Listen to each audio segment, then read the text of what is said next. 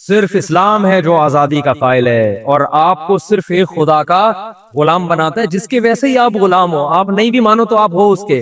آپ کے ماننے سے یہ نہیں ہوگا کہ کوئی آپ نے کوئی تیر مار دیا. یعنی اسلام نے ہمیں غلام بنایا نہیں ہے، بتایا ہے کہ تم ہو کیا، غلام ہو. تو مان لو تو ثواب ملے گا، نہیں مانو گے تو جہنم میں جاؤ گے. تو کیا اس میں ایک حقیقت پر مطلع کیا ہے. خدا کی قسم، آزاد اس دنیا میں صرف وہ لوگ ہیں جو مذہب کو فالو کرتے ہیں. وہ کسی کے غلام، اپنے باپ کے غلام نہیں ہوتے. وہ باپ کی اطاعت کر رہے خدا کے کہنے پر. جہاں خدا نے منع کر دی وہ اپنے باپ کی نہیں مانتے. قرآن نے کہا نا وَلَا تُطِعْهُمَا، کہ شرک کے معاملے میں ماں باپ کو فالو مت کرو. لبرل لوگ اپنے باپ دادا کے دین کے مذہب پر ہوتے ہیں اکثر. اسلام کہہ رہے اگر تمہارے باپ اور ماں تمہیں غلط کام کا حکم دیں، ناجائز کام کا حکم دیں، تو قرآن کہہ رہے ہیں ان کو تم نے فالو نہیں کرنا، لیکن سلوک اچھا کرنا ہے، پھر بھی حسن سلوک کرنا ہے، فالو نہیں کرنا. اس سے پتہ چلتا ہے ہم تو حقیقی غلام جسے کہتے ہیں، مجازن تو کہہ دیے جاتے ہیں میں اپنے والد کا غلام ہوں، میں فلاں کا غلام ہوں، میں فلاں کا غلام ہوں، لیکن حقیقی غلام ہم صرف کس کے ہیں؟ اللہ کے، جس نے ہمیں پیدا کیا. تو یہ جو ہے نا آپ کو ایک خدا کی غلامی سے، جو نام نہاد لبرل لوگ ہیں، ایک خدا کی غلامی سے نکال کے کوئی آپ کو کلچر کا غلام بنا رہا ہے، کوئی اپنے کلچر کا، کوئی مغربی کلچر کا. ابھی یہ جو سینٹ میں بل پاس ہوا یہ کیا ہے؟ یہ اسمبلیوں میں غلام ذہنیت کے لوگ بیٹھے ہوئے ہیں جو کہہ رہے ہیں کہ آپ اپنے بچے پہ ہاتھ نہیں اٹھا سکتے اور ڈانٹ بھی نہیں سکتے. بے تحاشا مار پیٹ تو ویسے اسلام نے پابندی لگائی ہے اس پہ، لیکن اسلام اجازت دیتا ہے باپ کو کہ بھائی تربیت کے لیے بچے پہ ہاتھ اٹھا سکتے ہو. تو یہ کہہ رہے نہیں اٹھا سکتے. تو اس کا مطلب اب بچوں کے بجائے کیا پیدا ہوں گے؟ باپ پیدا ہوں گے. حقیقت ہے نا، اور ہونا شروع ہو گئے، نظر آ رہے ہیں. میں دیکھ رہا ہوں باپ بیٹے کے سامنے ایسے ہلکی آواز سے بات کر رہا ہوں اور بیٹا اونچی آواز سے بات کر رہی ہے. ہمیں سیٹنگ نظر آنا شروع ہو گئی ہے. تو لیکن عقل پہ تالے پڑ جاتے ہیں، غلام غلام غلام. آپ وکیلوں کا ڈریس دیکھ لو، کوٹ پہن کے، جون کے مہینے میں کوٹ پہن کے، کالے کوٹ، کالا رنگ تو ویسے بہت گرمی لگاتا ہے. کالا تو آپ گرمیوں میں کرتا بھی پہنو تو آدمی کو کھانے لگتا ہے، کیونکہ کالے رنگ میں روشنی جذب ہوتی ہے بہت تیزی سے. کالا رنگ تو گرمی میں کالا کوٹ پہن کے جو وکیل عدالت میں آ رہے ہوں، یہ آپ کو آزادی دلائیں گے. یہ تو خود کس کے غلام ہے بھائی؟ انگریز کے غلام ہے. ان کے ملک میں ٹھنڈک ہے، سردی ہے، وہاں یہ کوٹ سمجھ میں آتا ہے. تم کیوں؟ وہی ہمارے ایک استاذ کہے تھے انگریز جو پتلون چھوڑ کر گیا وہ انہوں نے چڑھا لیے. پتلون چینج کرنے کے لیے تیار نہیں ہے. اور یہ کہتے ہیں مولوی لوگ نظریاتی غلام ہیں، مولوی لوگ تمہیں، مولوی کسی کی غلامی میں نہیں لے کر آتا تمہیں، وہ اپنی غلامی میں نہیں لا رہا تمہیں. یہ پادری ہیں جو آپ کو مذہبی، جو دوسرے مذاہب کے جو مذہبی رہنما ہیں نا، وہ اپنا غلام بناتے ہیں. اسلام میں جو اہل حق علماء ہیں وہ کسی کو اپنا غلام نہیں بناتے. اس کی سب سے بڑی دلیل یہ کہ ہندوازم میں کوئی گناہ کرتا ہے تو پنڈت کے پاس جانا پڑتا ہے، عیسائیوں میں کوئی گناہ کرتا ہے تو کہاں جائے گا؟ پادریوں کے پاس. آغا خانیوں میں کوئی گناہ کرتا ہے تو کہاں جائے گا؟ پرنس آغا خان کے پاس. اسلام کیا کہہ رہا ہے؟ کسی سے گناہ ہوا کسی مولانا کے پاس نہیں جانا. اور مولانا بھی بتا رہے ہوتے ہیں مَن يَعْمَلْ سُوءًا أَوْ يَظْلِمْ نَفْسَهُ ثُمَّ يَسْتَغْفِرِ اللَّهَ، جس سے بھی گناہ ہو جائے، اپنی جان پہ ظلم کر بیٹھے، اللہ سے کیا کرے؟ غلام کس کے؟ اللہ کے. اللہ سے ہاتھ اٹھا کے معافی مانگے، يَجِدِ اللَّهَ غَفُورًا رَحِيمًا، اللہ فرماتے ہیں اللہ کو وہ غفور اور رحیم پائے. ڈائریکٹ کس سے؟ اللہ سے. کوئی واسطہ نہیں ہے درمیان میں، کوئی واسطہ نہیں ہے. یہ جو لوگ کہتے ہیں نہیں اللہ تک پہنچنے کے لیے درمیان میں واسطہ چاہیے، وہ دیگچی اور پانی اور آگ کی مثالیں دیتے ہیں. آگ ڈائریکٹ پانی تک نہیں پہنچ سکتی، درمیان میں دیگچی کا کیا چاہیے؟ یہ بھی فضول سی مثال. ڈائریکٹ اللہ تک. وَأَنَّ الْمَسَاجِدَ لِلَّهِ فَلَا تَدْعُوا مَعَ اللَّهِ أَحَدًا. دعائیں مانگنے کی جگہ کیا ہے؟ مسجد ہے. مسجد میں کسی کی تصویر لگانے کی اجازت نہیں ہے تاکہ شرک نہ پھیلے. دنیا کی ہر قوم میں، ہر مذہب میں تصویریں ہوتی ہیں ان کی مذہبی رہنماؤں کی. آپ نے آج تک عالم اسلام میں کسی مسجد میں کسی مذہبی اسکالر کی تصویر نہیں دیکھی ہوگی. اگر لگی ہوتی تو سب سے پہلے صحابہ محمد صلی اللہ علیہ وسلم کی تصویر مسجد نبی میں لگاتے. لیکن اسلام نے شخصیت پرستی کو ایسا جڑ سے اکھاڑا ہے کہ نبی نے سب سے پہلے اپنی تصویر سے منع کیا اور فرمایا جو لوگ تصویریں بناتے ہیں قیامت کے دن ان من اشد الناس عذابا، سب سے سخت ترین عذاب ان کو ہوگا. تو اسلامی ہسٹری مذہبی عبادت گاہوں میں ہمیشہ سے تصویروں سے پاک، تاکہ یہاں کے صرف اللہ یاد آئے. ایسا نہ ہو کوئی کسی تصویر پہ یا کسی کی یادگار ہو اس پہ جھکنا شروع کر دے. تو اسلام تو آپ کو بھائی ہر طرح کی غلامی سے کیا کر رہا ہے ایسا. یہ جب ہندوستان میں انگریز آیا نا انگریز، تو اس نے سب سے پہلے دینی مدرسوں کو ختم کرنے کی کوشش کی، اور یہ لارڈ میکالے وغیرہ نے لکھی ہے یہ بات، موقع ملا تو اس کے حوالے کے ساتھ میں انشاءاللہ آپ کی خدمت میں پیش کروں گا۔ اس نے کہا یہاں ہندوستان میں ایک غریب مدرسے میں چٹائی پہ بیٹھ کے علم حاصل کرنے والے میں اتنا کانفیڈنس ہوتا ہے، چٹائی پہ بیٹھا ہے، نہ کوئی اسکالرشپ اس کی، چندوں کے پیسوں پہ وہ پڑھا ہے، غریب لوگ، لیکن وہ علم حاصل کرنے کے بعد اس میں کانفیڈنس ایسے ہوتا ہے، بات ایسے کرتا ہے جیسے آکسفورڈ یونیورسٹی سے پڑھا ہوا ہو۔ یعنی ہم اتنے وسائل خرچ کر کے جو کانفیڈنس پیدا کر رہے ہیں، یہاں مدرسوں میں چٹائیوں پہ بیٹھ کے علم حاصل کرنے والوں میں وہ کانفیڈنس، یہ کس چیز کا کانفیڈنس ہے؟ یہ اپنے حق پر ہونے کا احساس ہے کہ جو ہم نے پڑھا ہے وہ کیا ہے، وہ ایسا سسٹم ہے جو دنیا میں کسی کے پاس نہیں ہے۔ میں نے بھی نیچے بیٹھ کے پڑھا ہے، آپ وراثت کے مسائل ہیں، نکاح طلاق کے مسائل ہے، اسلام کے عبادت کا نظام ہے، اسلام کے معاملات کا نظام ہے، آپ کسی لبرل کسی گورے کو میرے سامنے بٹھا دو، انشاءاللہ، بڑی بات نہیں کر رہا، اسلام کے مقابلے میں دنیا میں کسی کے پاس اتنے خوبصورت قوانین نہیں ہے۔ آج بھی اسلام ببانگ دہل یہ اعلان کر رہا ہے کہ ایک ایک جزیہ میرا اٹھا کے دیکھو، دنیا یونائٹڈ نیشن بن گئی، اتنے بڑے بڑے اسکالر بیٹھ گئے، دنیا میں بڑے بڑے ذہین لوگ، پڑھے لکھے لوگ وجود میں آ گئے، مگر اسلام نے جو نظام دیا ہے نا، خاندانی نظام، عبادت کا نظام، تجارت کا نظام، اور جتنے بھی اسلام کے معاملات کا نظام، ان تمام نظاموں میں اسلام کے مقابلے میں ٹھہرنے والا کوئی ہے نہیں، ایسے دلائل ہیں اسلام کے پاس۔ تو اس وجہ سے انہوں نے کوشش کی ہندوستان سے دینی مدارس کو ختم کیا جائے۔ یہاں بھی میں ایک بات بتا دوں، بعض شرپسند لوگ کہتے ہیں کہ مولانا قاسم نانوتوی نے جو پھر تمام مدارس جب ختم ہو گئے تھے نا، ایک درخت کے نیچے ایک مدرسے کی بنیاد رکھی، اس وقت سے دیوبندی مسلک وجود میں آیا، یہ بھی بہت غلط بات ہے۔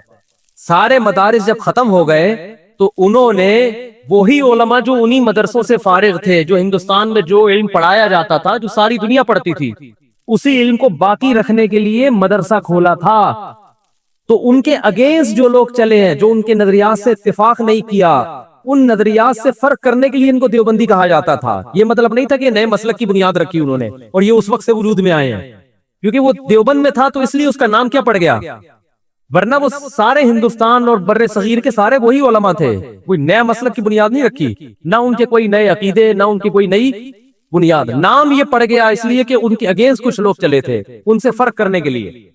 تو خیر، تو حقیقی معنی میں آپ کو براڈ مائنڈڈ کون بناتا ہے میرے بھائی؟ اسلام بنا، ہر بات عقل سے کرتا ہے، اور آپ کو ہزاروں لاکھوں انسانوں حتیٰ کہ اپنے کلچر کی غلامی سے نکال کے کہاں لے کر آتا ہے؟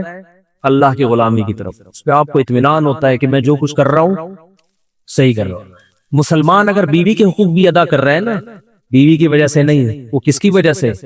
خدا نے حکم دیا ہے، خدا کا آرڈر ہے۔ وہ آپ کو محبت ہوگی تو بھی حقوق ادا کرنے، نہیں ہوگی تو بھی ادا کرنا۔ اور دنیا جو کر رہی ہے نا، یا تو محبت میں یا ڈنڈے کی طاقت، قانون، اور قانون میں اتنا دم نہیں ہے کہ وہ ہر گھر میں گھس کے آپ کو احکامات پر عمل درآمد کروائے۔ قانون میں اتنا دم، یہ تو انسانوں کے قوانین ہے نا، نافذ کرنے والے بھی انسان۔ قانون میں رشوتیں بھی چلتی ہیں، قانون میں کرپشن بھی ہوتی ہے، قانون کی پہنچ بھی محدود ہوتی ہے، چھپ کے پتہ نہیں کیا کیا لوگ کر رہے ہوتے ہیں۔ خدا کی غلامی ایک ایسی چیز ہے جو آپ کو شدید روزے میں صبح صادق سے لے کے غروب آفتاب تک کھانے اور پینے سے روکتی ہے، جبکہ کوئی انکوائری کرنے والا، کوئی سزا دینے والا بولو نہیں۔ کیا انسان کے کہنے پہ انسان ایسی قربانی دے سکتا ہے؟ یہ تو ڈاکٹر کے کہنے پہ نہیں لوگ کر رہے، جو صبح شام آپ کو ڈائٹنگ کے فضائل سناتے ہیں، پھر بھی 2-4 برگر پرہیز کرتے کرتے میں تو پراٹھے پھوڑ کر آ گیا نا۔ حالانکہ چلو ایک دفعہ صبح ہو گیا، اس ٹائم پہ کوئی تک نہیں بنتا، لیکن چونکہ اسلام میں حرام نہیں ہے، حکیم بھی کہہ رہے ہیں، ڈاکٹر بھی کہہ رہے ہیں، مفتی صاحب یہ پراٹھے چھوڑ دو، چھوڑ دیے ہم نے۔ چھوڑنے کے بجائے کیا کر دیے؟ لیکن یہی اگر اللہ نے پابندی لگائی ہوتی تو ہم صبح صادق سے لے کے رمضان میں غروب آفتاب تک شدید ترین گرمیوں میں بھی جب صبح 10-11 بجے سے پیاس لگنا شروع ہوتی تھی، الحمدللہ نہا رہے ہیں، ٹھیک ہے نا، شاور لے رہے ہیں، مگر ایک قطرہ حلق میں جانے نہیں دیتے۔ یہ کس کا احسان ہے انسانیت پر بھائی؟ اللہ کا۔ تو جو اسلام انسان کو اتنا مہذب بنا دے کہ جس خدا نے گرمی میں پابندی لگا دی ایک قطرہ نہیں پی سکتے وہ نہ پیے، تو وہ اسلام لوگوں کے حقوق بھی دلوا سکتا ہے اپنے ماننے والوں سے. وہ بچوں کے حقوق بھی دلوائے گا, وہ بیوی کے حقوق بھی دلوائے گا, وہ باپ کے حقوق بھی دلوائے گا, اور دلوا رہا ہے. ہمارے معاشرے کا نا میڈیا غلط رخ لوگوں کے سامنے پیش کرتا ہے. جو ہمارے معاشرے میں پوزیٹیوٹی ہے جو بہت زیادہ ہے نیگیٹیوٹی کی نسبت, اس پوزیٹیوٹی کو ہمارے چینل اس کو پروموٹ نہیں کرتے. ہمارے یہاں بد اخلاقی کے واقعات دکھائیں گے, وہ 5 روپے اس سے لوٹ کے کھا لی اس نے, اور گالیاں دے رہا ہے, اور یہ کر رہا ہے اور وہ کر رہا ہے. جو قربانی کا جذبہ انسانوں کے لیے ہمارے ہاں اب بھی ہے, وہ اس معاشرے میں نہیں ہے. میں آپ کو ایسے درجنوں لوگ دکھا سکتا ہوں. 10 سال سے باپ خالد زدہ قومے میں پڑا ہوا ہے, بیٹا خدمت کر رہا ہے, اور آج تک اس کی پیشانی پہ بل نہیں آئے. اور لبرل لوگوں میں ایسے لوگ موجود ہیں کہ باپ بوڑھا ہوا, اسے زہر کا انجیکشن لگا کے مار دیا. آپ کو مذہبی لوگوں میں ایسے واقعات نہیں ملیں گے, لبرل لوگوں میں ملیں گے. آپ کو مذہبی لوگوں میں گناہ کے واقعات ملیں گے, توبہ بھی ملے گی, اللہ کے سامنے گڑ گڑانا بھی ملے گا. جو نام نہاد لبرل ہے اس میں گناہ کے واقعات ملیں گے, اللہ سے اس گناہ پہ توبہ بولو نہیں ملے گی, ندامت نہیں ہوتی. میں نے ایسے بہت لوگ اپنی زندگی میں دیکھے ہیں. ہم نے بھی ایک عمر کا ایک حصہ گزار لیا, بیوی سے ایسی وفا کی ہے, ایسی وفا کی ہے, بڑے خوبصورت ہینڈسم, پیسہ, ماں باپ نے کان پکڑ کے شادی کر دی, آڑی ترچی لے آئے گھر میں. اب جب ہو گئی ہے تو ہماری قسمت, کوئی میچنگ کی نہیں ہو, پہلے ایسے ہی ہوتا تھا. ابا نے کان پکڑ کے جہاں شادی کر پہنا دی, ابا نے ساری زندگی وفا کی. پہلے تو یہی ہوتا تھا, ساری زندگی لوگ کہتے تھے یار یہ اتنا ہینڈسم پڑھا لکھا, اس کی بیوی کو دیکھو. لیکن کیا کر رہے ہیں, طلاق کی طرف نہیں جاتے, وفا کر رہے ہیں. بھائی زندگی گزاریں گے اس کے ساتھ. آپ دیکھ لیں اپنے باپ داداؤں میں سارے جوڑ کے تھوڑے ہوتے تھے رشتے. اسی طرح الٹا معاملہ بھی ہوتا تھا. عورت کو میاں مل گیا, چلو بھائی اللہ نے اس کی رضا میں اپنی رضا رکھی ہے, بس کیا کرنا ہے گزارا. کیوں؟ آخرت کا تصور کہ آخرت میں اس صبر پہ کیا ملے گا, بولو اجر ملے گا, بدلہ ملے گا. ہمارے محلے میں ایک صاحب رہا کرتے تھے, انتقال ہو گیا, اللہ مغفرت فرمائے. ان کی بیوی 30 سال سے فالج میں اور پتہ نہیں مختلف بیماریوں میں, 30 سال انہوں نے اپنی زوجہ کے علاج میں لگا دیا, مگر آج تک ہم نے نہیں دیکھا کہ ان کی پیشانی پہ بل آیا ہو کہ یار میں شادی کر کے عذاب میں آ گیا. نہ نہ نہ, کہتے ہماری کیا ہے قسمت. شاید وہ ہمیشہ یہ کہتے شاید اللہ اسی لیے بخش دے بھائی ہمیں, شاید اللہ اسی لیے بخش. مجھے یاد ہے امریکہ سے ایک صاحب کا فون آیا, بیان سنتے میرا بڑے شوق سے نا. میں نے ایک دفعہ یتیموں کے فضائل پر بیان کیا تو فون کیا اور کہنے لگے میری زندگی گناہوں سے بھری ہوئی ہے, مفتی صاحب کوئی یتیم ایسا ہو جو بہت مجبور ہو, میں ساری زندگی اس کی کفالت کرنے کے لیے تھی. اور یہ کہہ کے رونے لگے, اتنا روئے مجھے بھی رونا آ گیا.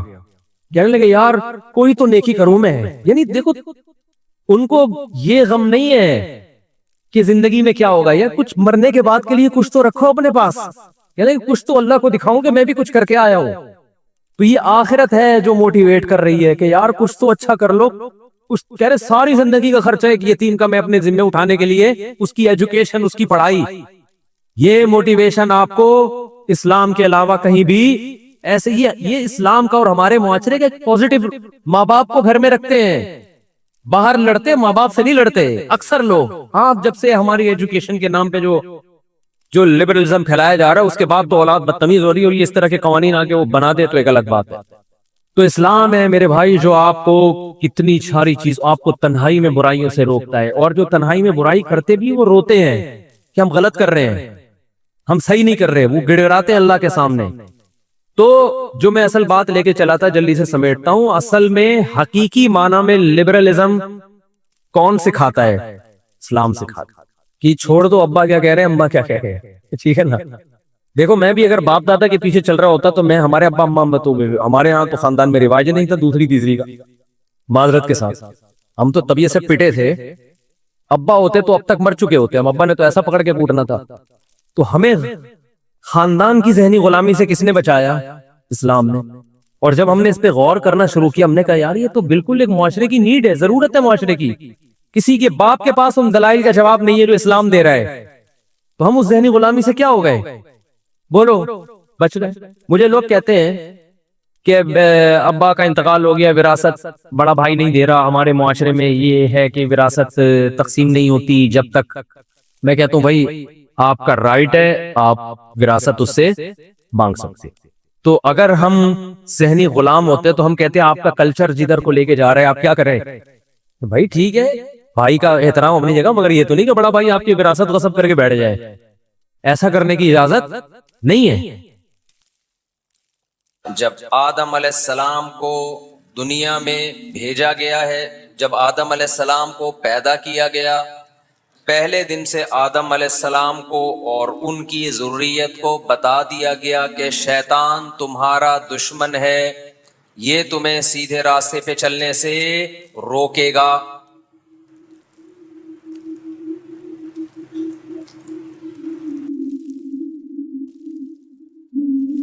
فَاتَّخِذُوهُ عَدُوًّا، اسے دشمن ٹھہرا لو، سمجھ لو کہ یہ دشمن ہے۔ اور اللہ نے یہ بھی بتا دیا کہ شیطان کس کس طریقے سے تمہیں گمراہ کرنے کی کوشش کرے گا۔ شیطان کی گمراہی کے بہت سے طریقے ہیں، جن میں سب سے زیادہ مؤثر طریقہ شیطان کا یہ ہے کہ برائی کو آپ کی نظر میں مزین کر دیا جائے، آپ برائی کو برائی سمجھنا چھوڑ دو۔ ایک طریقہ تو یہ ہے، بلکہ قرآن کے الفاظ دیکھیے، وَزَيَّنَ لَهُمُ الشَّيْطَانُ أَعْمَالَهُمْ، شیطان نے ان کے برے اعمال کو ان کے سامنے مزین کر دیا۔ زینت کسے کہتے ہیں؟ خوبصورتی کو۔ دیکھو کوئی عورت خوبصورت ہے، ضروری نہیں کہ وہ مزین بھی ہو، زینت اختیار کی بھی ہو۔ ایک عورت بدصورت ہے، زینت اختیار کر کے خوبصورت لگ سکتی ہے، تبھی تو دلہنیں بیوٹی پارلر میں جاتی ہیں نا، کہ جیسی اوریجنل میں ہے ویسی لگے نہیں۔ اور دولہا بھی آج کل بیوٹی پارلر میں جا رہے ہیں تاکہ ہم جیسے ہیں ویسے لگے نہیں، جتنے ہیں اس سے تھوڑے سے اچھے لگیں، لگتے پھر بھی نہیں ہیں، وہ ایک الگ بحث ہے۔ دولہا کبھی بیوٹی پارلر جا کے اچھا نہیں لگتا، شیمپو سے نہا لے، ڈیٹول سے نہا لے، اس سے زیادہ دولہا پہ جچتی نہیں ہے، مردانگی کے خلاف ہے۔ آدمی، ابھی میں ٹاپک چینج اچھا چھجا والا لے کے چلاؤں، یہ دولہا مرد ہونا چاہیے، بہت زیادہ وہ شیروانی پہن لی، کڑائی والا کرتا پہن لیا، اس سے زیادہ بیوٹی کو فوکس کرنے کی کوشش مت کرو۔ اَوَمَن يُنَشَّأُ فِي الْحِلْيَةِ، زیورات کے ذریعے بیوٹی یا میک اپ کے ذریعے بیوٹی، یہ عورت پہ یہ چیزیں جچتی ہیں، یہ مردوں کے کام نہیں ہے، مردوں پہ نہیں جچتی یہ چیزیں۔ آدمی بنو آدمی۔ اعز مقام فی الدنا سرج سابح وخیر جلیس فی الزمان کتاب۔ متنبی نے کہا تھا مرد کے لیے سب سے بہترین جو جگہ ہے وہ تیرتے ہوئے گھوڑے کی پشت ہے، یہاں مرد اچھا لگتا ہے۔ بیوٹی پارلر میں بیٹھا ہوا اور کیا ہے تھریڈنگ، وہ لفظ ہی یاد نہیں ہوتا، کبھی فیشل کراتا ہوا اچھا نہیں لگتا۔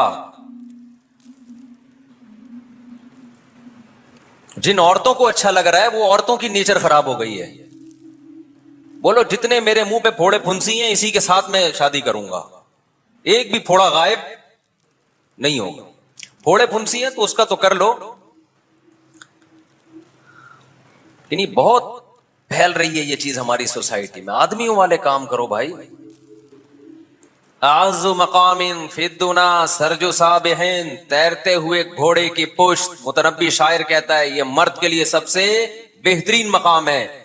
وخیر جلیس فی الزمان کتاب، بہترین ہم نشین گرل فرینڈ نہیں ہے، کتاب ہے۔ کتابوں سے آپ کی دوستی ہو جائے اچھے لگو گے۔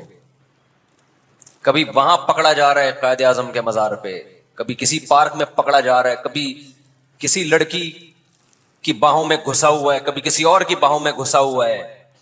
یہ ٹھرکی مرد نہ سوسائٹی کو اچھے لگتے ہیں نہ ان لوگوں کو اچھے لگتے ہیں جو نیچر پر ہیں. جو مرد کا بچہ ہوگا نا اس کو زنانے میں گھسنے میں شرم آئے گی, بغیرتی محسوس ہوگی. عورتوں میں بیٹھا ہوا مرد اچھا بولو نہیں لگتا, اس کو خود شرم بھیج دیا یار آدمیوں میں بٹھاؤ مجھے. آج شادیوں میں زنانے میں گھس رہے ہوتے ہیں, اب تو زنانے الگ رہے نہیں ہیں شادیوں میں, وہی عورتیں بھی گھوم رہی ہیں وہی مرد بھی گھوم رہے ہیں. مرد کو تو برا لگتا ہے کہ یار میرا یہاں کیا کام ہے یار. بچپن میں ہم یہ لفظ بہت سنتے تھے, لڑکیوں میں لڑکا, آپ تو بھول ہی گئے, دیکھو جملہ بھی مکمل نہیں کر رہے. یہ لفظ بہت ہماری زبان پر ہمارے بڑوں نے سکھایا تھا, لڑکیوں میں لڑکا گوں کھاتا. جب کوئی لڑکا لڑکیوں میں بیٹھا ہوتا تھا نا شادی بیاہ میں, کہیں لڑکیوں کے ڈپارٹمنٹ میں چلا گیا تو اس کو ہم چھیڑتے تھے, لڑکیوں میں لڑکا گوں کھا, یعنی گوں کھانے گیا ہے وہاں پہ, تو گوبر کھانے گیا ہے وہاں پہ, تیرا کیا کام ہے وہاں پہ. یہ تمام چیزیں انسان کی مردانگی کو متاثر کرتی ہیں. سمجھتے ہو کہ نہیں سمجھتے؟ ہمارے ایک استاذ کے لیے ایک رشتہ آیا تو لڑکی کماتی تھی اور وہ زیادہ پیسے والے نہیں تھے, تو انہوں نے انکار کر دیا. کسی نے پوچھا کہ جی آپ کے پاس تو ویسے ہی آمدن نہیں ہے, کمانے والی لڑکی مل رہی ہے, کر لیں شادی. انہوں نے کہا ہم بغیرت نہیں ہیں. یہ ان کے الفاظ ہیں, صحیح کا غلط کا یہ تو آپ بیٹھ کے تجزیہ کریں. انہوں نے کہا ہمارے خاندان میں رواج نہیں ہے عورت کی کمائی کھانے کا. معذرت چاہتا ہوں اس طرح کی باتیں آپ سے شروع کر دی ربیع الاول میں, بہت معذرت چاہتا ہوں. میں سیرت کی طرف آ رہا ہوں دوبارہ. تو یہ سیرت ہی ہے بھائی, یہ کیا ہے, یہ سیرت ہی بیان کر رہا ہوں. حلوہ بھی ربیع الاول پہ اپنے پیسوں سے نہیں پکا رہے, وہ بھی سسرال سے لے کے پکا رہے ہیں. تو وہ استاذ ہیں ماشاءاللہ, اللہ ان کو بڑی غیرت دی. انہوں نے کہا بھائی ہمارے ہاں یہ رواج نہیں ہے, تو ہم اس سے کریں گے جس کو ہم کھلائیں, اس سے ہم نہیں کھائے گا. ان کا اسٹائل بھی پھر ایسا ہی, ہم نہیں کھائے گا. ہم غیرت پہ سمجھوتا بولو, انہوں نے کہا نہیں کرے گا, جاؤ. انکار کر دیا انہوں نے. اب وہ اس کو جاب چھڑوا نہیں سکتے تھے کیونکہ اس غربت میں وہ گزارا نہیں کرتی. تو انہوں نے کہا اس کو بولا پھر کسی مالدار سے کرے. تو ہم جو ان کے الفاظ یہ ہیں کہ ہم اگر روکھی سوکھی کھائیں گے تو اس کو بھی ہمارے ساتھ روکھی سوکھی کھانی پڑے گی, خرچہ ہمارا ہو. خیر یہ غیرت کے کچھ چیزیں, آگے چلتے ہیں. تو میں بس یہ بات کو عرض کر لوں کہ بیوٹی پارلر کس پہ جچتا ہے, لڑکیوں پہ جچتا ہے, مردوں پہ نہیں جچتا. میں یہ نہیں کہہ رہا کہ شادی والے دن سول ڈریس میں چلے جاؤ, نہاؤ دھو اچھی طرح تیار ہو جاؤ اور بس اتنا کافی ہے. صابن سے نہاؤ, نہیں تو ڈیٹول سے نہا لو. پھر بھی اگر آپ کو لگتا ہے کوئی جراثیم باقی رہ جائیں گے یا اچھے نہیں لگو گے تو تیزاب سے نہا لو, بالکل نیٹ کلین ہو جاؤ گے انشاءاللہ. تو اللہ تعالی نے جتنے بھی پیغمبر دنیا میں بھیجے ان کا بنیادی کام کیا تھا, لوگوں کو مخلوق کی عبادت سے نکال کے اللہ کی عبادت کی طرف لانا. یہی ہے نا پیغمبروں کا کام. شیطان نے کیا کیا, قرآن کہتا ہے شیطان پہلے دن سے پیچھے پڑا ہوا ہے. وَزَيَّنَ لَهُمُ الشَّيْطَانُ أَعْمَالَهُمْ, شیطان یہاں اعمال سے برے اعمال مراد ہیں. شیطان کیا کرے گا, ان برے اعمال کو, کچھ لوگوں کو تو برائی کی عادت پڑ جاتی ہے, کچھ کو کیا ہوتا ہے, شیطان کیا کرتا ہے برائی پہ لیبل اچھائی کا لگا دے گا تو اس برائی کو لوگ اچھا سمجھ کے کرنا شروع کر دیں گے. آپ کو پتا ہے کہ سب سے پہلی برائی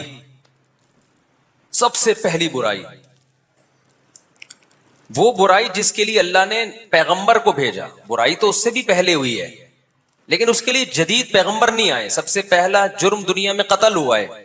قابیل نے اپنے بھائی حابیل کو قتل کیا.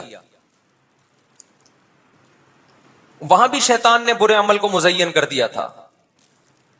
طوعت لہ نفسہ, سب سے پہلی برائی قتل, اور اس کی بے عزتی حسد.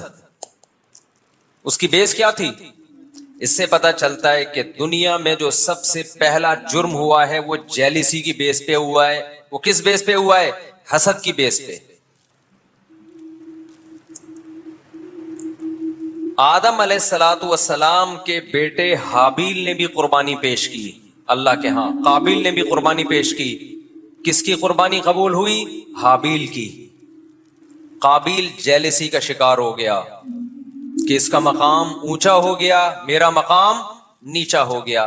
اس کا حل یہ تھا کہ قابیل توبہ کرتا، اے اللہ مجھ سے کون سا ایسا جرم ہوا ہے جس کی وجہ سے اس کی قربانی قبول ہو رہی ہے، میری قربانی قبول نہیں ہو رہی، تو مجھے معاف کر دے.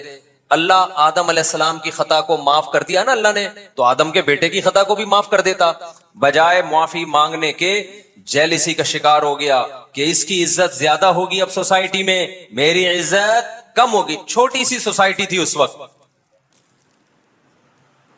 آج جتنے بھی باطل فرقے ہیں نا جو غلط بات پہ ڈٹ جاتے ہیں، ان تمام کے پیچھے یہ حسد کا جذبہ ہے اور ذاتی بغض کا جذبہ ہے. میرا ایک کلپ بہت وائرل ہو رہا ہے ربیع الاول کے حوالے سے کہ نبی نے پیر کے دن روزہ رکھا ہے. ایسا ہی ہے نا؟ اور بتایا میری ولادت کا دن ہے. روزہ اور تہوار یہ کبھی بھی جمع نہیں ہو سکتے. اس کے بعد سے آپ دیکھیں کتنا لوگوں نے مخالفت شروع کر دی ہے. قرآن مجید میں پچھلی امتوں میں جو برائی آئی اس کا ایک بڑا سبب اللہ فرماتے ہیں ان کے جو آپس کے اختلافات تھے وہ ذاتی بغض کی بنیاد پہ تھے، وہ دلائل کی بنیاد پہ نہیں تھے. دیکھو صحابہ کرام میں جو اختلاف ہوا ہے وہ ذاتی بغض کی بیس پہ نہیں ہوا ہے، دلائل دونوں طرف تھے. ایک کی نظر میں اس دلیل کی کو زیادہ اہمیت تھی، دوسرے کی نظر میں اس دلیل کو زیادہ اہمیت تھی. لیکن آج جو اختلافات ہو رہے ہیں وہ دلیل کی بیس پہ نہیں ہو رہے، وہ ذاتی بغض کی بیس پہ ہو رہے ہیں. چاہے وہ سیاسی اختلافات ہوں، چاہے وہ مذہبی اختلافات ہوں. کسی سیاسی لیڈر کی عقیدت کو دماغ میں بٹھا دیتے ہیں، پھر اس کے خلاف ایک لفظ سننا پسند نہیں کرتے، جیسے اس کے نام کا کلمہ پڑھ لیا ہے. اور کسی سیاسی لیڈر کی نفرت کو دماغ میں بٹھا لیتے ہیں، پھر اس کے حق میں ایک لفظ سننا پسند نہیں کرتے. اس کو شیطان کی طرح مردود سمجھ لیا گیا ہوتا ہے. پوری قوم اس بیماری میں مبتلا ہے. یہی مذہب کے ساتھ ہو رہا ہے. آپ نے ایک کانسیپٹ بنا لیا مذہب کا کہ مذہب میں یہ چیز ہے، دلائل کہ آپ امار لگا دیں کہ یہ نہیں ہے، سامنے والا ماننے کے لیے تیار نہیں ہوتا، وہ نہیں ہوتا. اب ربیع الاول میں جو یہ جو جلسے جلوس اور اس طرح کی چیزوں کے جو دلائل پیش کیے جاتے ہیں وہ کس قسم کے دلائل ہیں؟ کوئی ایک صحابہ کا کوئی عمل، کوئی تابعین کا عمل، کوئی اسلاف کا عمل، کوئی ایک روایت بھی ہمیں ملتی ہے؟ کہیں کچھ بھی نہیں ملتا. فلانا مناتا تھا، فلاں نے لکھا ہے تو فلاں نے لکھا ہے. بھائی دین سب سے پہلے کہاں سے چلا ہے؟ قرآن، سنت، صحابہ، یہ ہے نا دین. تو اور ایک بات خوب اچھی طرح سمجھ لیں، میری حضرت مفتی تقی عثمانی صاحب سے ملاقات ہوئی، ان کی زیارت کے لیے گیا، انہوں نے بڑی زبردست نصیحت کی. وہی بات کی جو ہم کہتے رہتے ہیں، اس سے بڑی تائید ہوئی کہ آپ ان فرقوں کو ختم نہیں کر سکتے. آپ کا کام ہے پازیٹیو وے میں، مثبت انداز میں اپنے دلائل لوگوں کے سامنے رکھ دینا. جس کی قسمت میں ہدایت ہوگی آ جائے گا، جس کی قسمت میں ہدایت نہیں ہوگی، جو سیدھا راستہ نہیں چاہے گا، اس کو آپ زبردستی ہدایت نہیں دے سکتے. یہ چلتے رہیں گے اسی طریقے سے. اس جملے سے بڑی تسلی ہوئی. اسلام سے زیادہ حقانیت کس کی ہو سکتی؟ دنیا میں لوگ بتوں کی عبادت کر رہے ہیں کہ نہیں کر رہے؟ کیا دلائل کی دنیا میں ان کا پلڑا بھاری ہے؟ کون دنیا میں ایسا شخص ہوگا جس میں اتنی سینس بھی نہیں ہوگی کہ جس پتھر کو میں اپنے ہاتھ سے تراشتا ہوں، میں نے خود بنایا، میں نے مارکیٹ سے خریدا، 2 خریدنے پر تیسرا فری ملا مجھے. ہول سیل کے ریٹ الگ ہوتے ہیں. وہ میری بگڑی بنائے گا. اس کے لیے کسی دلیل کی ضرورت ہے اس پہ رد کرنے کے لیے؟ لیکن کیا بڑے بڑے ڈاکٹر، بڑے بڑے سائنٹسٹ، انجینئرز کیا بتوں کی عبادت نہیں کر رہے؟ بولو نا کیا ہو گیا میرے بھائی؟ تو اگر آپ ان کی ٹینشن لیتے رہو گے ساری زندگی یہ کیا ہو رہا ہے یہ کیا ہو رہا ہے، تو اس سے بت پرستی ختم نہیں ہوگی. آپ ڈپریشن اور ٹینشن سے مر جاؤ گے. تو اس کا حل کیا ہے؟ وہی حل ہے جو قرآن نے بیان کیا کہ آپ اپنی بات لوگوں تک پہنچا دیں. جو بھی بتوں کی عبادت کرتا ہے اس کو کہہ دیں، جیسے قرآن نے کہا الہم ارجل یمشون بہا، بتاؤ کیا ان کے پاؤں ہیں جس سے یہ چلتے ہیں؟ ام لہم اعین یبصرون بہا، بتاؤ کیا ان کی آنکھیں ہیں جس سے یہ دیکھتے ہیں؟ ام لہم ایدی یبطشون بہا، بتاؤ کیا ان بتوں کے یہ ہاتھ ہیں جس سے یہ پکڑتے ہیں؟ ام لہم آذان یسمعون بہا، بتاؤ کیا ان کے کان ہیں جس سے یہ سنتے ہیں؟ اس سے اچھے تو تمہارے کان ہیں، تم سنتے ہو. اس سے اچھی تو تمہاری آنکھیں ہیں، تم دیکھتے ہو. یہ تو نہ سن سکتے ہیں نہ دیکھ سکتے ہیں، تو کیوں ان کی عبادت کرتے ہو؟ 2 اور 2 4 کی طرح قرآن بات کر رہا ہے کہ نہیں کر رہا؟ کیا ہندو یہ آیتیں نہیں پڑھتے ہوں گے؟ کیا ان کو یہ معلوم نہیں ہے؟ بول لو بھائی. اس کے بعد بھی آپ دیکھ لو یوٹیوب پہ ویڈیو بھری ہوئی ہیں، ڈاکٹر بھی جاتے ہیں مندروں میں، بتوں کے سامنے جھکتے ہیں. اس سے صاف پتہ چلتا ہے بھائی ہمارا کام اللہ کا پیغام پہنچا دینا ہے، منوانا ہمارے ذمے نہیں ہے.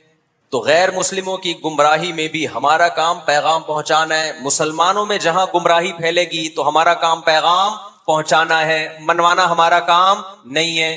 ہم پیغام پہنچا دیتے ہیں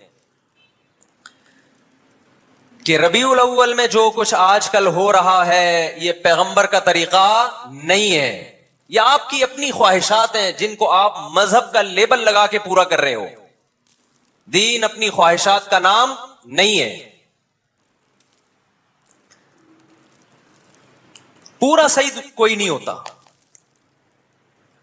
جب ہم بتاتے ہیں نا کہ محرم میں ایسے گزارو جیسے پیغمبر نے گزارا، ایسے گزارو جیسے صحابہ نے گزارا، تو کیسے گزارا بھائی؟ صرف 10 محرم کا روزہ، 9 10 یا 10 11 بس.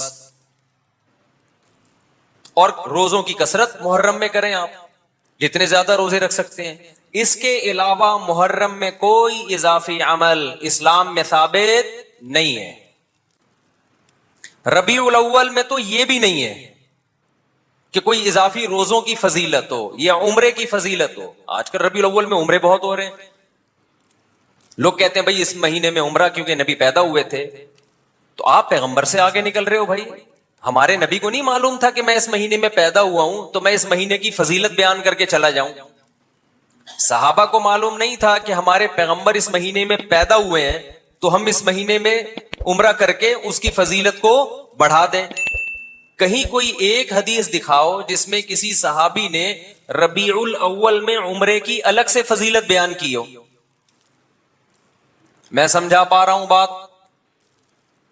کوئی ایک روایت دکھا دو بھائی. رمضان میں عمرے کی فضیلت ہے. نبی صلی اللہ علیہ وسلم نے فرمایا رمضان میں عمرہ ایسے ہے جیسے حج. اس کا یہ مطلب نہیں کہ مکمل حج جیسا، حج تو حج ہی ہے، یہ تو تشبیہات ہوتی ہیں اس کی ویلیو کو بڑھانے کے لیے. تو رمضان میں آپ عمرہ کرتے ہیں کیونکہ رمضان میں ویسے بھی ہر عبادت کا ثواب بڑھ جاتا ہے. یہ فضیلت ہمیں ربیع الاول کے بارے میں نہیں ملتی. تو کیوں اللہ اس کے رسول کی طرف نہیں آ جاتے؟ کیوں اس اسلام کو فالو نہیں کرتے جو 1400 سال پہلے آیا تھا؟ تو میں عرض کر رہا تھا شیطان نے کیا کیا؟ وَزَيَّنَ لَهُمُ الشَّيْطَانُ أَعْمَالَهُمْ، شیطان برے اعمال کو کیا کرے گا؟ مزین. دنیا میں وہ برائی سب سے پہلے جو آئی ہے جس کے لیے اللہ نے پیغمبر کو بھیجا ہے وہ عقیدت میں غلو کی وجہ سے آئی ہے. نوح علیہ الصلوۃ والسلام جب آئے نا توحید کی دعوت کے لیے، تو آپ کو پتا ہے نوح علیہ السلام کی قوم میں کون سا شرک تھا؟ نوح علیہ الصلوۃ والسلام سے پہلے اس قوم میں 5 بڑے بزرگ گزرے تھے، اللہ والے گزرے تھے، جو لوگوں کو اللہ اللہ سکھایا کرتے تھے، لوگوں کو توحید کی دعوت دیا کرتے تھے، اللہ کے عبادت گزار تھے۔ ود، سواع، یغوث، یعوق، نصر، یہ 5 نام تھے ان کے۔ سمجھ میں آ رہی ہے بات؟ یہ 5 نام تھے۔ جب ان بزرگوں کا انتقال ہوا، لوگوں کو افسوس ہوا کہ اتنے بڑے بڑے بزرگ ایک ایک کر کے چلے گئے۔ اس زمانے میں بم دھماکے نہیں ہوتے تھے، ورنہ ایک ہی ساتھ چلے جاتے ہو۔ آج کل تو بہت سارے بزرگ ایک ہی ساتھ ہول سیل کا حساب چل رہا ہے۔ اللہ بچائے ہم سب کو ان دھماکوں سے، ملک کے حالات کو اللہ صحیح کرے، درست کرے۔ تو ایک ایک کر کے اپنی طبعی موت وہ مرتے چلے گئے۔ لوگ ان کی عقیدت، محبت میں روئے، ثواب سمجھ کے روئے۔ پھر لوگوں نے کہا ان کی یادگاریں رکھیں، ہم کوئی یادگار ہونی چاہیے۔ بزرگوں سے عقیدت ثواب ہے نا، بزرگوں سے محبت کی حد تک ثواب ہے، اس سے آگے بڑھنے کی آپ کو اجازت بولو نہیں، حدود لمٹ کراس نہ کریں، محبت کریں۔ انہوں نے کیا کیا؟ محبت میں غلو کرنا شروع کر دیا۔ ان کی قبریں بنائی گئیں، پھر ان کے مجسمے بنائے گئے۔ آج بھی لوگ اپنے باپ دادا کی یاد میں دکانوں پہ تصویریں لگاتے ہیں، اپنے باپ دادا کی، پیروں کی تصویریں لگاتے ہیں۔ صحابہ کرام نے سید الانبیاء صلی اللہ علیہ وسلم سے بے پناہ محبت کے باوجود بھی آپ کی تصویر نہیں بنائی۔ کیوں؟ پابندی کس نے لگائی تھی؟ نبی صلی اللہ علیہ وسلم۔ کہیں ملتی ہے نبی صلی اللہ علیہ وسلم کی معاذ اللہ فرضی تصویر بھی؟ حالانکہ تصویر سازی کا فن اس زمانے میں عروج پر تھا۔ جو لوگ پتھروں کو تراش کے انسان کی شکل بنا سکتے ہوں، وہ پینٹنگ کے ذریعے نہیں بنا سکتے تھے کیا؟ آپ کو قدیم مسلم اسکالرز میں محمد بن قاسم کی تصویریں ملیں گی۔ محمد بن قاسم 1300 سال سے بھی زیادہ عرصہ ہو گیا، 1300 سال پرانی، کیوں ملیں گی؟ مسلمانوں نے نہیں بنائی۔ جب محمد بن قاسم نے ہندوستان پہ حملہ کیا، سندھ پہ حملہ کیا، سندھ کو فتح کیا اور ایسا عدل و انصاف سے سندھ کو بھر دیا، تو ہندو عقیدت میں محمد بن قاسم کی تصویریں بنایا کرتے تھے، جو تصویریں آج تک چلی آ رہی ہیں۔ سمجھ میں آ رہی ہے بات کہ نہیں آ رہی؟ مسلمانوں نے یہ تصویریں بنانے والا کام بولو نہیں، کیونکہ یہ شرک کی پہلی جڑ ہے، بنیاد ہے یہاں سے۔ تو انہوں نے کیا کیا؟ 5 بڑے بڑے جو بزرگ تھے نا ان کے، ان بزرگوں کے پتلے بنا ڈالے عقیدت محبت میں، تاکہ ان کی یاد رہے۔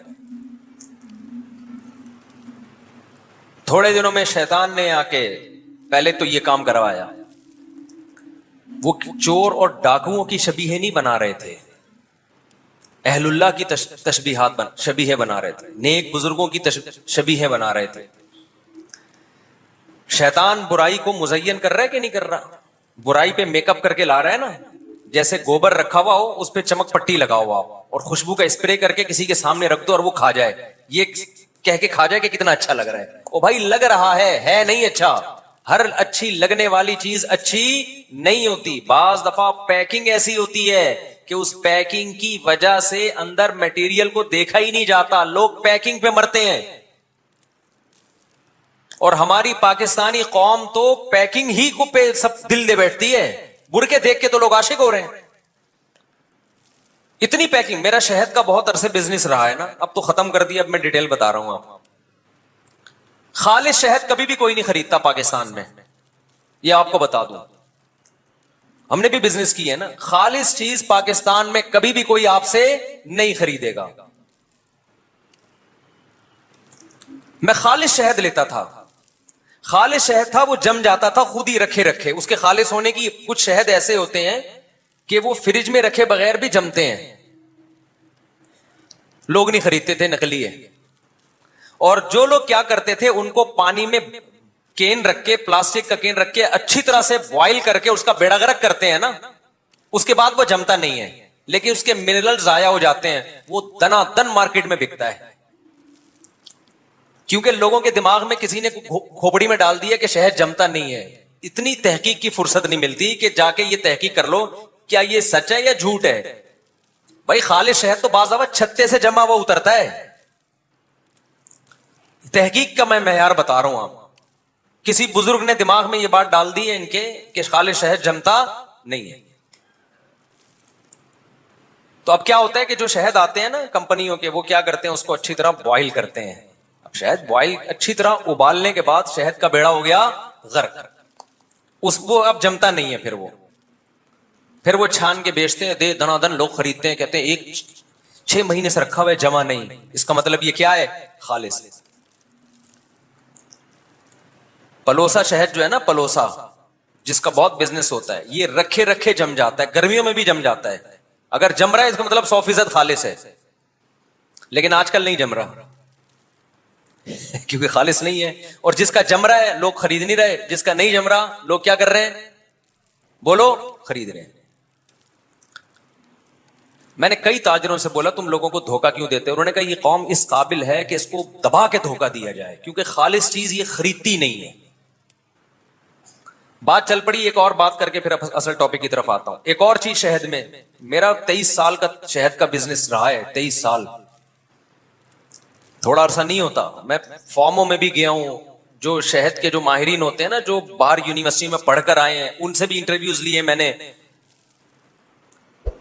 شہد میں ایک اور بات ہے, جو دیسی خالص شہد ہوگا نا, اس کا ہر دفعہ رنگ بھی چینج ہوگا, تھوڑا سا ٹیسٹ بھی چینج ہوگا, اور کبھی پتلا ہوگا کبھی تھوڑا گاڑھا ہوگا, کیونکہ مکھی آپ کے مشورے سے شہد نہیں نکالتی ہے. اس پہ گرمی سردی خزاں بہار کس قسم کے پھولوں کا رس وہ چوس رہی ہے, کون سی خوراکیں اس کو مل رہی ہیں, ہر دفعہ اس کا فرق ہوگا. اب جو گڑبڑ ہوتی ہے تاجروں کی طرف سے وہ یہ ہوتی ہے کہ وہ اس ٹیسٹ کو مینٹین رکھنے کی کوشش کرتے ہیں. بعض دفعہ شہد اتنا پتلا نکلتا ہے کہ آپ کو لگے گا کہ جیسے پانی تھوڑا سا گاڑھا ہو گیا ہے, بس وہ خالص ہوتا ہے, لیکن لوگ اس کو خالص نہیں سمجھتے. تو کمپنیاں کیا کرتی ہیں, مشینیں لگا لگا کے نا ان کا پانی نکالتی ہیں, اس کے جو ایک خاص اس کا ٹیسٹ بھی پورے سال ایک جیسا ٹیسٹ رہے گا اس کا, یعنی پورے سال ٹیسٹ کیسا رہے گا, چینج ہی نہیں ہوگا. مکھی کو کہاں سے اتنی سمجھ آ گئی کہ اس ٹیسٹ کا پیدا کرنا ہے میں نے. تو وہ عجیب عجیب چیزیں, گلوکوز والے شہد پی رہے ہوتے ہیں, کہتے ہیں خالص. شہد کا ذائقے سے کبھی پتہ نہیں چلتا کہ یہ خالص شہد ہے. بعض دفعہ اصلی شہد کا ذائقہ اچھا نہیں ہوتا, ہیک ہوتی ہے اس میں, ایک اسمیل ہوتی ہے, اور 2 نمبر شہد ایسا کہ انگلیاں چاٹتے رہ جاؤ آپ. لوگ کہتے ہیں یہ ہے خالص. تو پاکستان میں ایمانداری کے ساتھ بزنس جو کر رہا ہے نا, اس سے بڑا بے وقوف دنیا میں کوئی بھی نہیں ہے. کیونکہ پیسہ تو ملے گا نہیں, تعریف بھی نہیں ہوگی, لوگ اس کو 2 نمبر سمجھیں گے. تو اس سے بہتر ہے لعنت بھیجو. کیا خیال ہے؟ پاکستان میں آپ اگر 1 نمبری کے ساتھ بزنس کر رہے ہیں تو پیسہ تو ملے گا بھی نہیں, لیکن انسان کہتے ہیں چلو عزت تو ہوگی نا, لوگ بولیں گے 1 نمبر ہے, وہ بھی نہیں ہوگی, لوگ بولیں گے 2 نمبر چیز بیچ رہا ہے. سمجھ رہے؟ اور جو 2 نمبر چیز بیچ رہا ہے, لوگ پیسہ بھی ملے گا اور عزت بھی ملے گی. اس کے اور بہت ساری میرے پاس مثالیں, لیکن یہ آج کا ٹاپک پھر رہ جائے گا ہمارا, جو میں ٹاپک لے کے چل رہا ہوں. یہ کبھی آپ چھاؤں میں الگ سے ملیں گے تو میں آپ کو بتاؤں گا کاروباری دنیا میں کیا کیا ٹوپیاں کرائی جا رہی ہیں. اور وہ تاجر مجبور ہے, کہہ رہے یہ خود کہتے ہیں ہمیں ٹوپی پہناؤ گے تو ہم خریدیں گے, ہمیں خالص چیز دو گے تو ہم نہیں خریدیں گے. کیونکہ ان کے دماغ میں گھسا دیا کسی نے کہ شہد جمتا نہیں ہے, کتا نہیں چاٹتا شہد کو, پتہ نہیں کیا کیا خالص شہد کی یوٹیوب پہ علامتیں پڑی ہوئی ہیں, وہ نہیں بنے گی یوں, دھار نہیں ٹوٹے گی. فضول قسم کی باتیں, دھار نہیں ٹوٹے گی اس کی. جو چیز گاڑھی ہوتی ہے اس کی دھار نہیں ٹوٹتی, جو پتلا شہد ہوگا اس کی دھار ٹوٹے گی. یہ گوروں میں نہیں ہے, یہ فضول چیزیں ہیں. وہاں تو لوگ جمے ہوئے شہد دکان سے خرید رہے ہوتے ہیں, ان کے پاس تھوڑا شعور ہے, وہ ڈاکٹروں سے پوچھ لیتے ہیں, شہد کے ماہرین سے پوچھ لیتے ہیں. ہمارے یہاں ماہرین ہی نہیں ہے, جو یوٹیوب پہ جو منجن بیچنا چاہے بیچتا ہے. کوئی نہیں لا رہا ہے, کوئی وہ لا رہا ہے, ایسے ایسے پھینکوں, میں نام لے لے کے بتا سکتا ہوں کون کون بڑی بڑی پھینک رہا ہے. آپ کہہ سکتے ہو آپ کو کیا پتا, بھائی جو ایکسپرٹ ہے نا, ماہرین ہیں, ان سے میں رابطہ کر کے پوچھتا ہوں, وہ بتاتے ہیں یہ کیا کیا فالٹ کر رہا ہے. خیر, تو نہ مذہب کے معاملے میں ہماری کوئی تحقیق ہوتی ہے بھائی, اور نہ دنیاوی چیزوں میں ہماری کوئی تحقیق ہوتی ہے. دیسی گھی خوشبو دیکھ کے, دیسی, ابے اس میں بھی کیا کیا کیمیکل ڈالے جا رہے ہیں, ایسی خوشبوئیں بھڑکتی ہیں نا دیسی گھی میں, آپ کو جو اصلی گھی ہے وہ اصلی نہیں لگے گا, جو نقلی ہے وہ کیا لگے گا. پیکنگ پہ مرتے ہیں. میں اصل بات یہ کر رہا تھا, بس یہ دیکھتے ہیں یہ والا زیتون کی پیکنگ کتنی خوبصورت ہے, یہ شاپر میں ہے ٹھیک ہے نا, تو یہ اچھا ہے, وہ والا کیا ہے, وہ 2 نمبر ہے. میں ایک دفعہ زیتون خریدنے گیا تھا, زیتون کا بھی میں نے بزنس کیا ہے, تو وہ دکاندار جڑیے بازار میں نا, اس نے کہا کہ یہ دیکھ رہے نا, یہ جو بڑی بوتل ایسی جیسے کوئی بوتل پہ ہی بلٹو ہو جائے آدمی, یہ سستا والا زیتون ہے لیکن یہ مہنگا ہے ٹھیک ہے, کیونکہ اس کی بوتل کیا ہے, ایسی انگلش اسٹائل کی بوتل ہے کہ بل کھاتی ہوئی کمر اس بوتل کی,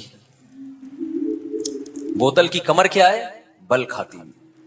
بوتل پہ لوگ لٹو ہو رہے ہیں, اور جو اوریجنل تھا وہ سادہ کین میں پڑا ہوا تھا, وہ سستا تھا. انہوں نے کہا لوگ پیکنگ پہ لوگ مر رہے ہیں تو اس کو اچھا سمجھتے ہیں, بتاؤ نا تو بھی نہیں لوگ سمجھ رہے ہوتے, کہتے ہیں یہ ٹھیک ہے.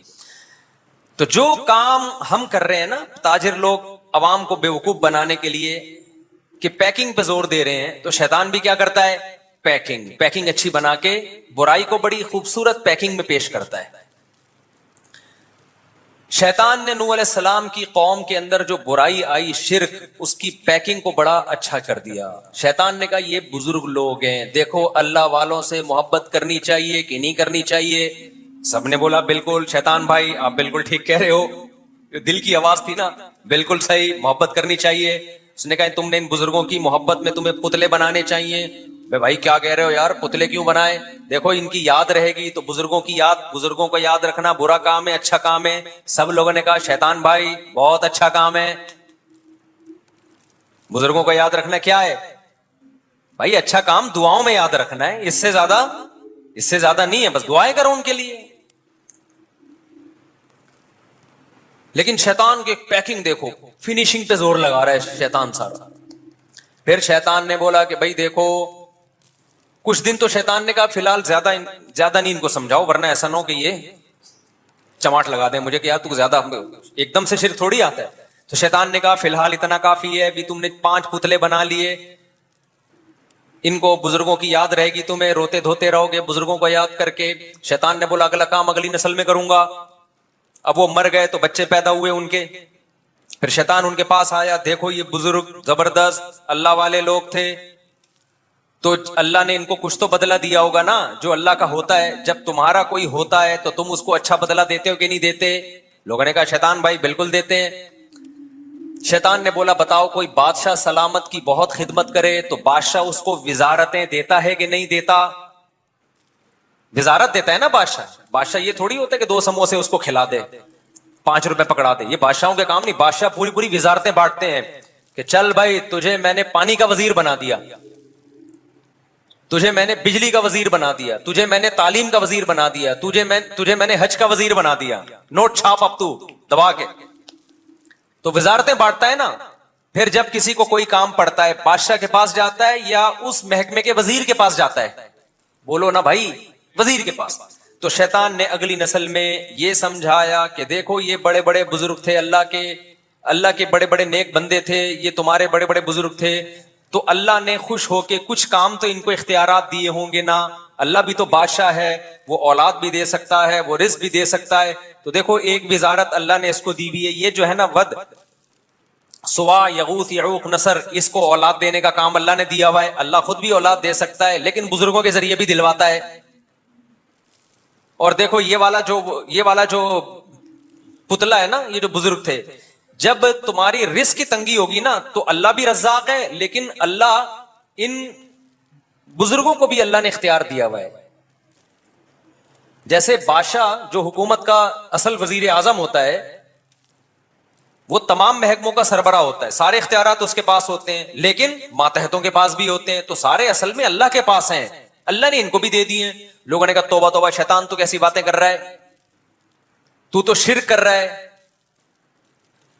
شرک کر رہا ہے نا, تو ہمیں شرک پہ ہم ان سے مانگے. شیطان نے کہا اصل میں یہ ذریعہ ہے, مانگ اللہ ہی سے رہے ہو, ذریعہ کون بن رہا ہے؟ یہ بن رہے ہیں. اس لیے میں کہہ رہا ہوں ایکچولی تم میری بات سمجھنے کی کوشش نہیں کر رہے.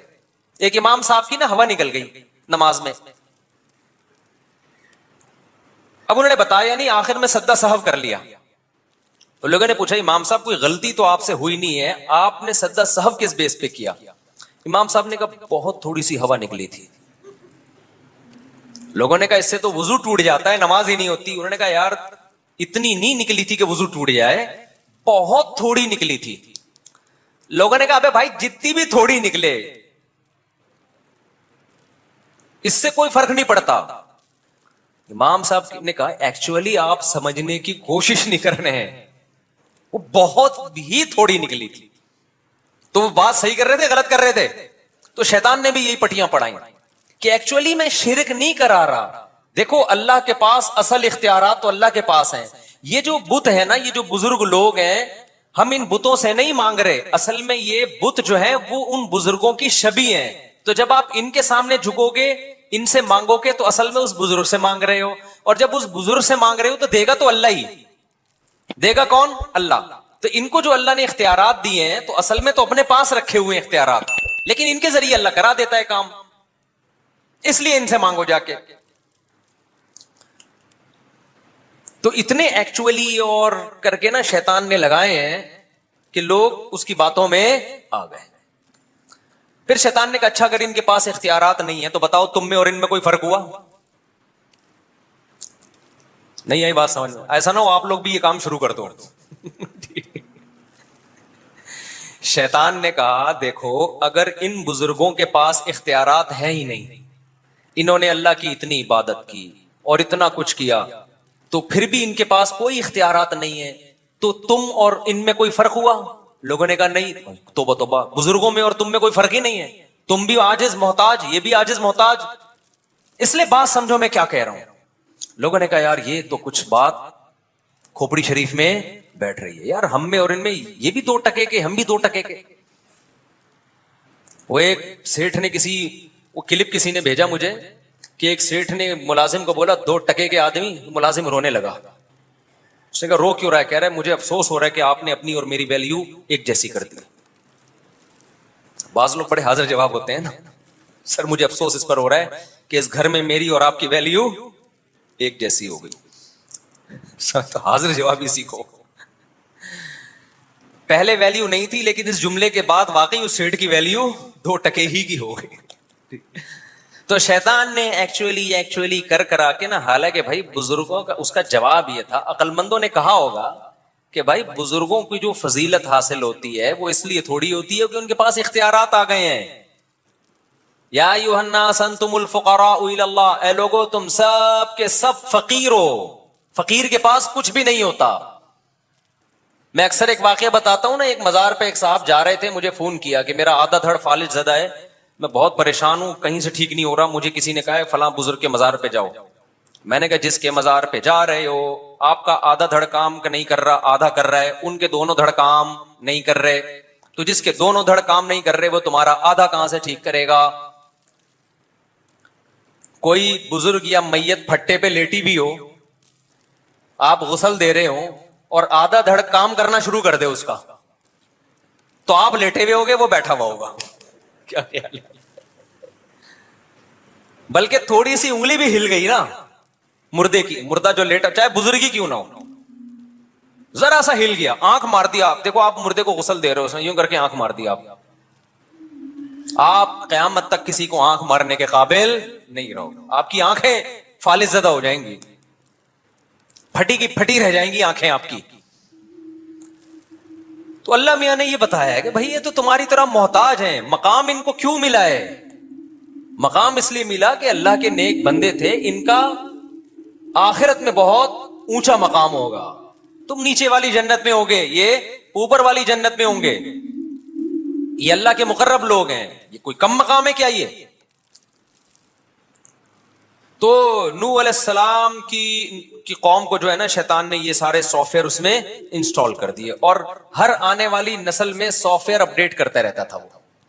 ٹھیک ہے نا, سافٹ ویئر کیا کرتا رہتا تھا؟ اپڈیٹ. نیا ورژن آیا ہے, وہ رائٹ کلک کر کے نا اپڈیٹ پہ بٹن دباتا تھا, اگلی نسل اس سے زیادہ آگے چلی جاتی تھی. پھر آہستہ آہستہ لوگوں نے کیا کیا, ان سے مانگنا شروع کر دیا.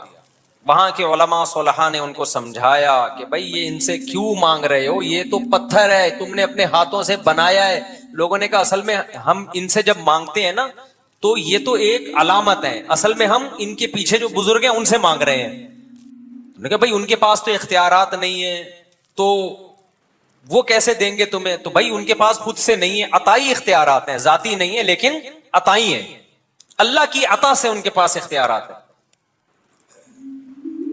جس خدا نے پیدا کیا تھا,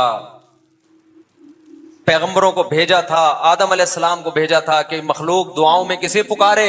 مجھے پکارے. اس مخلوق نے اللہ کو پکار کے اللہ کی پکار کو چھوڑ کر مخلوق کو پکارنا شروع کر دیا.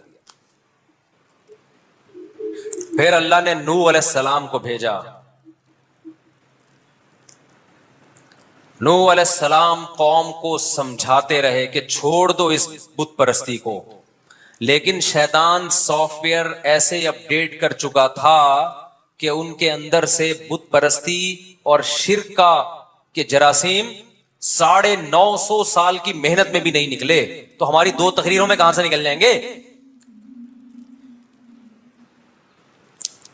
جو ہدایت چاہتا ہے نا اس کو ایک تقریر میں اس کے سافٹ ویئر صحیح ہو جائیں گے, اس کے وائرس ختم ہو جائیں گے. جو ہدایت نہیں چاہتا آپ 950 سال بھی اس کو سمجھائیں گے, اس کی سمجھ میں توحید نہیں آئے گی. جس نے سمجھنا ہوتا ہے ایک تقریر سے سمجھ جاتا ہے, وہ جو نہیں سمجھنا چاہتا 950 سال کی محنت بھی ضائع. نوح علیہ السلام سمجھاتے رہے ربی انی دعوت قومی لیلا و نہارا, اے اللہ میں نے دن میں بھی پکارا رات کو بھی پکارا, فلم یزدہم دعائی الا فرارا, میرے پکارنے ان کو میرے قریب کرنے کے بجائے دور کر دیا, نفرت بڑھتی رہی ہے ان کی مجھ سے. کیسے عجیب الفاظ ہیں سورہ نوح کے. ربی انی دعوت قومی لیلا و نہارا فلم یزدہم دعائی الا فرارا وانی کلما دعوتہم لتغفر لهم جعلوا اصابعهم فی آذانہم واستغشوا ثیابہم واصروا واستکبروا استکبارا. اے اللہ جب بھی میں ان کو پکارتا تھا یہ اپنی کانوں میں انگلیاں ٹھوس لیتے تھے, اپنے آپ کو مجھے دیکھ کے چادروں میں چھپا لیا کرتے تھے کہ نوح ہمیں سمجھانا نہ شروع کر دے علیہ الصلوۃ والسلام. فَقُلْتُ اسْتَغْفِرُوا رَبَّكُمْ إِنَّهُ كَانَ غَفَّارًا, میں نے اپنی قوم سے کہا توبہ کرو خدا کے سامنے, چھوڑ دو ان کو, جس کی یہ عبادت کرتے تھے تم بھی انہی کی عبادت, اسی کی عبادت کرو جا کے. إِنَّهُ كَانَ غَفَّارًا يُرْسِلِ السَّمَاءَ عَلَيْكُمْ مِدْرَارًا وَيُمْدِدْكُمْ بِأَمْوَالٍ وَبَنِينَ یہ صبح روزانہ پڑھتا ہوں فجر میں یہ سورت ہر دوسرے دن پڑھتا ہوں. ربی انی دعوت قومی لیلا و نہارا فلم یزدہم دعائی الا فرارا وانی کلما دعوتہم لتغفر لهم جعلوا اصابعہم فی آذانہم واستغشوا ثیابہم واصروا واستکبروا استکبارا ثم انی دعوتہم جہارا فقلت استغفروا ربکم انہ کان غفارا یرسل السماء علیکم مدرارا ویمددکم باموال وبنین ویجعل لکم جنات ویجعل لکم انہارا ما لکم لا ترجون للہ وقارا وقد خلقکم اطوارا. اس خدا کو کیوں نہیں مانتے جس نے تمہیں ماں کے پیٹ میں پانی کے قطرے سے پیدا کیا, اس پیدائش میں ان بزرگوں کا, پیغمبروں کا, فرشتوں کا کوئی ہاتھ نہیں ہے, تو اس خدا سے کیوں نہیں مانگتے. الم تروا کیف خلق اللہ سبع سماوات طباقا, دیکھتے نہیں اس خدا نے کیسے مضبوط آسمان بنائے ہیں. تو الحمد سے لے کے والناس تک اور تمام پیغمبروں کی دعوت خدا کا انٹروڈکشن ہے, اللہ کا جو خالق ہے اس کی طرف لوگوں کو لانا ہے, اس سے ہٹا کے مخلوق کی طرف نہیں لے کر آنا ہے, چاہے وہ مخلوق کوئی بھی ہو. واللہ انبتکم من الارض نباتا, اللہ ہے جس نے تمہیں مٹی سے بنایا ہے, پیغمبروں نے نہیں بنایا, بزرگوں نے نہیں بنایا, فرشتوں نے نہیں بنایا, خدا نے بنایا مٹی سے, اس کی عبادت کرو. واللہ جعل لکم الارض بساطا لتسلکوا منها سبلا فجاجا, زمین کو بچھا دیا تمہارے لیے اس نے اور کشادہ راستے بنا دیے سفر کے لیے. قال نوح رب انہم عصونی واتبعوا من لم یزدہ مالہ وولدہ الا خسارا. نوح علیہ السلام اب اللہ سے شکایتیں کر رہے ہیں 950 سال کے بعد. کتنا اسٹیمنا تھا, کتنی برداشت تھی نوح علیہ السلام نے. آج ہم 4 تقریریں کر کے تھک جاتے ہیں, کہ لوگ بات نہیں مان رہے. 950 سال گلیوں میں گھومے نوح علیہ السلام, کیا سمجھانے کے لیے؟ چھوڑ دو ان بتوں کو, ان پتھروں کو چھوڑ دو, خدا سے دل لگاؤ. پھر شکایت کیا کی نوح علیہ السلام نے, انہم عصونی, اے اللہ یہ لوگ میری نہیں مان رہے. کس کی مان رہے ہیں؟ اللہ نے پوچھا, اے اللہ یہ اس کی مان رہے ہیں جس کے پاس دولت ہے, جس کے پاس عزت ہے. ان کے پیچھے چل رہے ہیں, کلچر کو فالو کر رہے ہیں. وَمَكَرُوا مَكْرًا كُبَّارًا وَقَالُوا لَا تَذَرُنَّ آلِهَتَكُمْ وَلَا تَذَرُنَّ وَدًّا وَلَا سُوَاعًا. اور جب میں خدا کی طرف, اللہ کی طرف بلاتا ہوں تو یہ کیا کہتے ہیں؟ نا اپنے معبودوں کو نہیں چھوڑنا, جن بزرگوں کی تم نے پتھر بنائے ہیں ان کو نہیں چھوڑنا. یہ تمہیں بزرگ سے ہٹا رہا ہے, یہ تمہیں بزرگوں کی عقیدت ختم کر رہا ہے نوح علیہ السلام, معاذ اللہ. وَلَا تَذَرُنَّ وَدًّا وَلَا سُوَاعًا, نہ ود کو چھوڑنا ہے نہ سوا کو چھوڑنا ہے. وَلَا يَغُوثَ وَيَعُوقَ وَنَسْرًا, نہ یغوث کو چھوڑنا ہے نہ یعوق کو چھوڑنا ہے نہ نصر کو. ایک ایک کا نام لے کے وہ قوم کہتی تھی ان میں سے کسی کو بھی نہیں چھوڑنا ہم نے. آج کے حالات پر یہ آیت کیسے منطبق ہوتی ہے؟ آج لوگ یا رسول اللہ مدد کہتے ہیں کہ نہیں کہتے, یا علی مدد کہتے ہیں کہ نہیں کہتے, یا غوث آدم مدد کہتے ہیں کہ نہیں کہتے. تو یہ خدا کے علاوہ آپ پکار رہے ہو کسی اور کو, اور کسے پکار کہتے ہیں بھائی؟ یہی کام تو وہ لوگ کرتے تھے. وہ بتوں پہ اعتکاف کر کے بیٹھتے تھے, آپ قبروں پہ بیٹھ گئے ہو جا کے. وہ بتوں کا طواف کرتے تھے, آپ قبروں کا طواف کر رہے ہو. وہ بتوں کو سجدہ کرتے تھے, آپ ان کی قبروں پہ سجدہ بت کو کیا جائے یا بزرگ کی مورتی کو کیا جائے یا بزرگ کی قبر کو کیا جائے, دونوں سجدوں میں کوئی فرق نہیں ہے. ہمیں آپ بول دیا کرو بھائی وہابڑے, دیوبندڑے, پتہ نہیں کیا کیا, گستاخی رسول. کوئی گورنمنٹ کی طرف سے کوئی پابندی نہیں ہے. ہماری صحت پہ کیا اثر پڑتا ہے بھائی؟ ہم کون سا پولیس میں ہے کہ ڈنڈے کے زور سے آپ کو اپنی بات سمجھا رہے ہیں؟ آپ نے اپنی قبر میں جانا ہے اور ہم نے اپنی قبر میں. کل اللہ ہم سے قبر میں پوچھے گا کہ تم نے وہ توحید جو قرآن میں ہے لوگوں کے سامنے بیان کی تھی کہ نہیں کی تھی؟ ممبر پہ حق ادا کیا تھا کہ وَمَن يَدْعُ مَعَ اللَّهِ إِلَٰهًا آخر, جو اللہ کے سوا کسی کو پکارتا ہے اللہ نے اس سے حساب و کتاب لینا ہے, اس کو نہیں چھوڑے گا اللہ. تو کیا تم نے ممبر پہ لوگوں کو بتایا تھا کہ صرف یا اللہ مدد کا نعرہ لگے گا, یا رسول اللہ مدد, یا علی مدد, یا غوث آدم مدد, یا حسین مدد؟ نہیں لگے گا. ہم کہہ دیں گے اللہ ریکارڈنگ موجود ہے, ثبوت موجود ہے. اب تو ہر چیز ریکارڈ ہو, اللہ کے پاس تو ویسے ہی ریکارڈ ہو رہی ہے, دنیا میں بھی ریکارڈنگ موجود ہے. آپ پھر بھی یا علی مدد کہتے ہو, آپ پھر بھی یا حسین مدد کہتے ہو, آپ پھر بھی یا غوث آدم مدد کہتے ہو, آپ پھر بھی کسی قبر کو سجدہ کرتے ہو. تو بھئی آپ کے پاس اگر اس کی ایکسپلینیشن اللہ کے پاس اللہ کو مطمئن کرنے کے لیے ہے تو آپ پیش کر دینا. اللہ اگر آپ کو عذاب نہ دے تو ہمیں کوئی تکلیف نہیں ہے. لیکن اللہ نے قرآن میں جو وعدہ کیا ہے, اب اللہ جانے آپ جانے, اللہ نے وعدہ یہ کیا ہے کہ مشرک کی میں کسی قیمت پہ مغفرت نہیں کروں گا. شرک معاف نہیں ہو سکتا, کچھ بھی کر لو, یہ غیرت کا مسئلہ ہے.